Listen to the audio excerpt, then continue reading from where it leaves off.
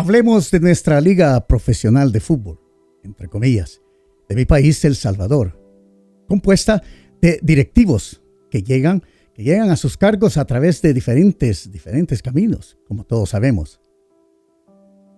Cada equipo de la primera división y también segunda y tercera divisiones tienen una junta directiva compuesta por un presidente, vicepresidente, tesorero, secretario y vocales. Muchas veces los directivos son empresarios que invierten en el club y a cambio asumen roles en la dirigencia. En algunos casos, el acceso a puestos directivos depende más de las conexiones políticas o empresariales que de méritos deportivos. Esto ha sido de mucho objeto de crítica, sobre todo cuando hay escándalos de corrupción o mala administración en los clubes. ¿Hasta cuándo vamos a tener equipos de fútbol profesionales que representen nuestro fútbol nacional en el ámbito centroamericano y, por qué no, mundial?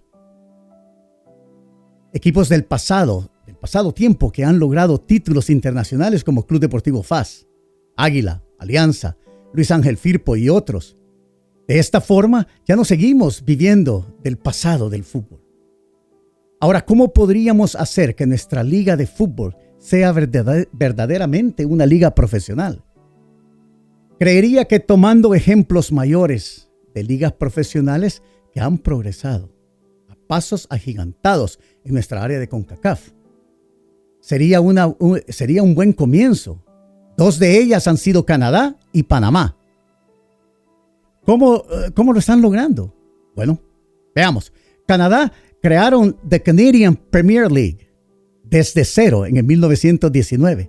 Fundaron una liga profesional moderna con un plan a largo plazo. Están enfocados en ser canadienses primero.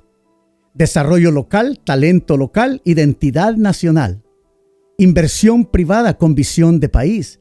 Empresarios locales invirtieron con reglas claras, infraestructura, desarrollo sustentable, apoyo directo del gobierno y federación para establecer la liga.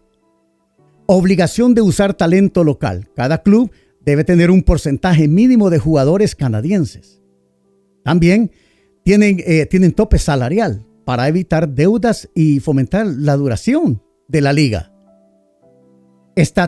Las estrategias de marca y medios, producción profesional de partidos y contenidos en redes sociales.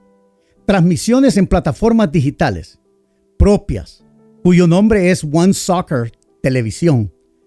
Además, fuerte trabajo de marketing digital y comunidades. Ahora veamos a Panamá.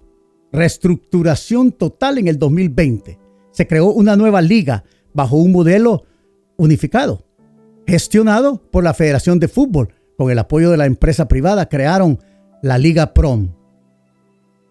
Se implementó un sistema de licencias de clubes basadas en los estándares de la FIFA y también la CONCACAF. Para participar, los clubes deben cumplir con infraestructura mínima, tener divisiones juveniles y reportar finanzas claras. Apoyo al desarrollo juvenil. Obligación de tener equipos sub-14, sub-16 y sub-18.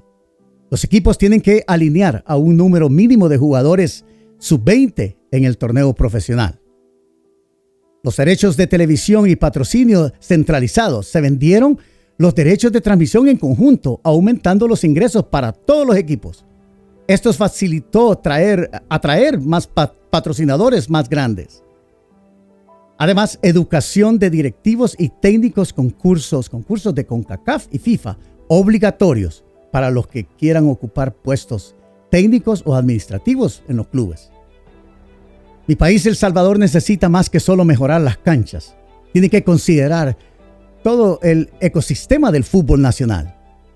Panamá y Canadá lo están logrando porque combinaron visión, reglas claras, enfoque juvenil y profesionalismo comercial.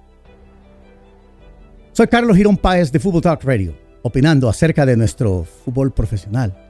Y lo podemos llamar de esa forma. Necesitamos para comenzar una federación de fútbol nacional que sea manejada por nosotros, por los salvadoreños.